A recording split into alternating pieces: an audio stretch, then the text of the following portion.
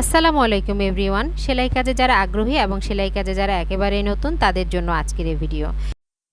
Step by step কয়েকটি মাপের সাহায্যে কিভাবে খুব সহজে একটি কামিজ কাটিং করা যায় এই ভিডিওর মাধ্যমে আমি আপনাদেরকে বোঝানোর চেষ্টা করব। যারা ভিডিওটি পুরোটা না টেনে দেখবেন, পুরোটা ভালোভাবে দেখবেন, আশা করছি খুব সহজে একটি কামিজ আপনারা কাটিং করে ফেলতে পারবেন। এই তো কামিজটি কাটিং করার জন্য আমি 3 পিসের কামিজের যে কাপড়টা রয়েছে সেটিকে 2 ভাঁজ করে নিলাম। উপরের দিকে 1/2 ইঞ্চিতে একটি মার্ক করে নিলাম। এবার আপনি কামিজের লম্বা কতটুকু নেবেন সেটিতে একটি মার্ক করবেন। তো আমি এখানে 42 ইঞ্চির একটি কামিজ কাটিং করব লম্বা। তো 42 ইঞ্চিতে মার্ক করার পরে ঠিক 1 ইঞ্চি দূরে আমি আরও একটি মার্ক করলাম। পর আমি ফিতাটা যেভাবে রেখেছি ঠিক সেভাবেই থাকবে। 6.5 ইঞ্চিতে একটি মার্ক করলাম, 15 ইঞ্চিতে একটি মার্ক করলাম আর 21 ইঞ্চিতে একটি মার্ক করলাম। এখন এই তো 6.5 ইঞ্চিতে যে মার্কটি আমি করেছিলাম এটি হচ্ছে মহড়ার লাইন বা বডির লাইন, আর এখন 15 ইঞ্চিতে যে মার্কটি করেছিলাম এটি হচ্ছে কোমরের লাইন, এখানে কোমরের মাপ হবে। আর এটি হচ্ছে হিপের লাইন বা সাইডে যে ফাড়াটা থাকে সেই সাইডের ফাড়ার যে মাপটা হবে সেটা। আর একেবারে নিচে যে আমি দুটি মার্ক করেছি এটি হচ্ছে কামিজের লম্বার মাপ, সেখানে শেপ কাট দিয়ে আপনারা এইভাবে দাগ টেনে নেবেন। পর একেবারে উপরে কাঁধের অংশে এই তো 2.5 ইঞ্চিতে আমি গলার ছড়ানোটা দিচ্ছি, 1/2 ইঞ্চি বরাবর যে মার্কটা করেছিলাম সেখানে। আর ঠিক কাঁধের যে আপনারা মাপটা দিবেন সেটা আমি এখানে দিচ্ছি 6.5 ইঞ্চি। ঠিক আমরা বডির যে লাইনটা বা মহড়ার লাইনটা টেনেছিলাম সেখানেও ঠিক একইভাবে এই মাপগুলো দিয়ে নিব। তারপর আপনি বডির মাপটা যত দিবেন সেটা দিবেন। এখানে আমি কামিজের বডির মাপটি দিলাম 42 ইঞ্চি, আর এখন কোমরের মাপটি দিব, আর কোমরের মাপ হচ্ছে এখানে 37 ইঞ্চি। তো 2 ভাঁজের কাপড় আপনারা ফিতার হিসাবগুলো একটু বুঝে নেবেন। আর এখানে হিপের মাপটা অর্থাৎ সাইডের যে ফাড়ার অংশটা থাকে সেখানে সেই মাপটি দিচ্ছি আমি 42 ইঞ্চি।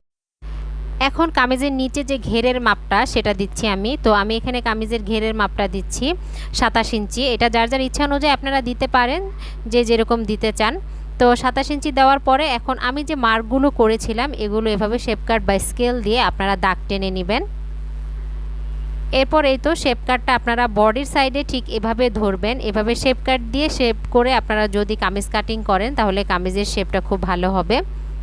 এরপরে যে হিপের সাইড থেকে আপনারা নিচ বরাবর কামিজের ঘেরের অংশ বরাবর এভাবে শেপ কাটটা ধরে আপনারা মার্কগুলো দাগ টেনে নেবেন। তারপর আমরা সাইড দিয়ে আরেকটি দাগ দিয়ে নিব।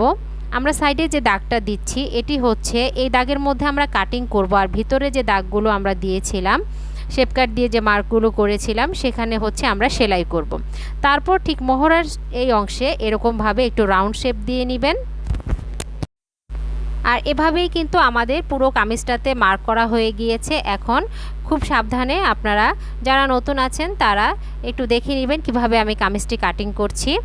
এভাবে খুব ভালোভাবে আপনারা এখন কামিজটি কাটিং করে ফেলবেন।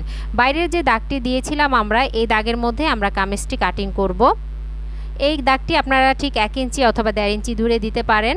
সাইডে যে কাপড়টা থাকবে সেটা প্রয়োজন হলে অনেক সময় একটু বাড়ানোর জন্য, কামিজ অনেক সময় টাইট হয়ে গেলে আপনারা বাড়ানোর জন্য কাজে লাগবে।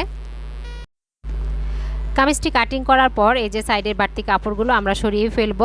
সরিয়ে ফেলার পর এখানে যেসব জায়গার মধ্যে আমরা মাপগুলো ধরেছিলাম অর্থাৎ বডির লাইন, কোমরের লাইন এবং হিপের লাইন, আর হচ্ছে একেবারে নিচে যে ঘেরের অংশটা আমরা দাগ টেনেছিলাম সেই জায়গাগুলোতে আমরা কেচি দিয়ে একটু কেটে নেব।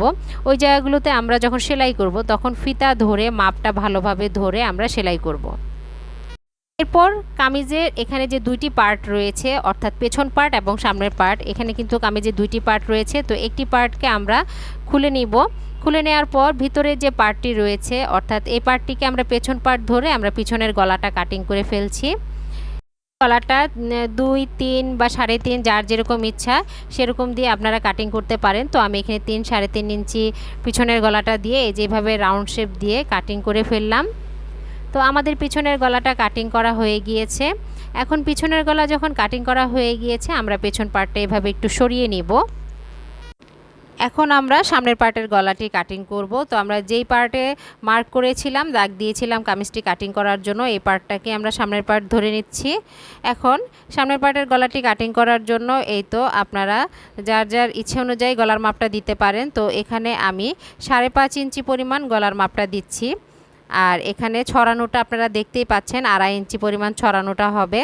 এরপর এরকমভাবে আপনারা যার যার ইচ্ছা অনুযায়ী ডিজাইন দিতে পারেন, বা আমি এরকম রাউন্ড শেপ করে গোল গলা কাটিং করে নিচ্ছি।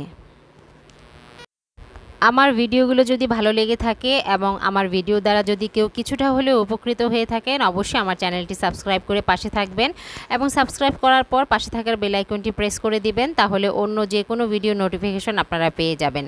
এই তো আমাদের গোলগলা কাটিং করা হয়ে গিয়েছে। এখন আমরা এই যে হাতার সাইডে কিছুটা কাপড় ছেটে দেব, এটাকে বলে হাতার তালপাট কাটিং। অর্থাৎ এই কাপড়টা ছেটে দিলে কামিজের ফিটিংসটা খুব ভালো আসবে। তো এভাবে আপনারা একটু মার্ক করে নেবেন, মার্ক করে নিয়ে সাইডের কাপড়টা ছেটে দিবেন।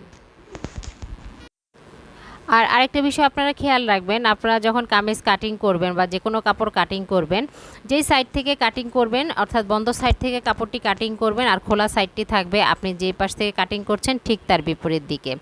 এখন আমাদের কামিজের কাটিং হয়ে গিয়েছে। এখন আমরা কামিজের হাতার যে অংশটা আছে সেটা কাটিং করব। তো হাতা কাটিং করার জন্য এই তো আমরা হাতার কাপড়টা নিয়ে নিলাম। থ্রি পিসের কাপড়গুলোতে দেখা যায় অনেক সময় হাতার কাপড়টা সোজা থাকে না, অর্থাৎ কিছুটা কাপড় একটু আঁকাবাঁকা থাকে। তো বাড়তি যে আঁকাবাঁকা কাপড়টা থাকবে সেটা আপনারা চাইলে এইভাবে একটু কেটে নিতে পারেন বা ছেড়ে নিতে পারেন। এরপর হচ্ছে কাপড়টিকে ভালোভাবে সেট করে নেওয়ার পর আপনারা হাতার মাপটি নেবেন। এখানে আমি এখন হাতাটি কাটিং করার জন্য এই তো হাফ ইঞ্চিতে একটি মার্ক করলাম। এটা হচ্ছে হাতার উপরের দিকে, আর হাফ ইঞ্চিতে যে মার্কটি আমি করেছি এটা হচ্ছে এই হাফ ইঞ্চিতে এই দাগটার মধ্যে সেলাই হবে। তো আমি হাতার লম্বার মাপটি দিচ্ছি 17.5 ইঞ্চি। ঠিক 1 ইঞ্চি দূরে আমি আরও একটি মার্ক করলাম। হাতার লম্বাটি হবে 17.5 ইঞ্চি। আর 17.5 ইঞ্চির পরে সে হাফ ইঞ্চি থেকে আমি 3 ইঞ্চিতে আরেকটি মার্ক করলাম। এটি হচ্ছে হাতার যে মহড়া আছে সেই মহড়ার লাইন। তো এখানে আমি মহড়ার লাইনে 7.5 ইঞ্চিতে এটি মার্ক করলাম, কারণ ওখানে আমি 6.5 ইঞ্চি দিয়েছিলাম কামিজে, আর এখন এখানে দিলাম 7.5 ইঞ্চি। আর হাতার লম্বার যে মাপটা ধরেছিলাম সেখানেও আমরা স্কেল দিয়ে দাগ দিয়ে নিলাম। এরপর হাতার মুখের মহড়ার দাগটি দিলাম 6 ইঞ্চি। তো আমাদের দাগ দেওয়া হয়ে গেলে এভাবে শেপ কাট দিয়ে আপনারা হাতার মধ্যে শেপ দিয়ে দিবেন। পুরোটা মার্ক করা হয়ে গেল। এই তো হাতার উপরের অংশে কিছুটা দাগ টেনে নেবেন এভাবে। এরপর কেচি দিয়ে আপনারা ভালোভাবে হাতাটি কাটিং করে ফেলবেন। এভাবে হাতাটি কাটিং করা হয়ে গেলে এই যে হাতার নিচের অংশে অর্থাৎ মহড়ার অংশে কিছুটা কাপড় যদি শর্ট পড়ে যায় তখন আপনারা কিছুটা কাপড় জয়েন দিয়ে নেবেন। কাপড়টি জয়েন দেওয়ার জন্য ভালোভাবে হাতার নিচের অংশে অর্থাৎ মহড়ার অংশে কাপড়টিকে সেট করে নিতে হবে। তারপর হচ্ছে মহড়ার যে মাপটা রয়েছে সেই মাপটা ধরে এভাবে একটু চক দিয়ে দাগ দিয়ে নেবেন। তারপর আপনারা যতটুকু কাপড় লাগবে ঠিক ততটুকু কাপড় এভাবে নিয়ে নেবেন। এভাবে হাতার নিচে অর্থাৎ মহড়ার জায়গায় জয়েন্ট দেওয়ার জন্য আপনাদের টোটাল প্রয়োজন হবে 4 টুকরা কাপড়ের। তো 2 হাতায় 4 টুকরা কাপড় যেহেতু প্রয়োজন হবে, আমরা এখানে 2 পিস অর্থাৎ 2 টুকরা কাপড় কাটিং করেছি। এখন আরও 2 টুকরা কাপড় এভাবে অন্য কাপড় থেকে কাটিং করে নিতে হবে। তো এভাবে কাটিং করে নেওয়া হয়ে গেলে এখন আমাদেরকে দেখতে হবে যে আমাদেরকে 4টি টুকরো অথবা 4টি পার্ট কাটিং করে নিয়েছি কিনা। তো আমাদের তো কাটিং করা হয়ে গিয়েছে। এখন আমরা হাতার যে তালপাটের কাটিংয়ের ব্যাপারটা রয়েছে হাতার মধ্যে এটা আমরা কাটিং করে নিব, অর্থাৎ বাড়তি কাপড়টা এভাবে একটু ছেটে নিব। হাতার তালপাট কাটিং করার পর আমাদের পুরো কাটিংটাই এখন শেষ হয়ে গিয়েছে। তো ভিডিওটি যদি ভালো লেগে থাকে অবশ্যই একটি লাইক শেয়ার দিবেন, আর যদি কোথাও বুঝতে সমস্যা হয় অবশ্যই আমাকে কমেন্ট সেকশনে জানাবেন, আমি চেষ্টা করব সলিউশন করে দিতে। সবাই ভালো থাকবেন, সুস্থ থাকবেন। আল্লাহ হাফেজ, আসসালামু আলাইকুম।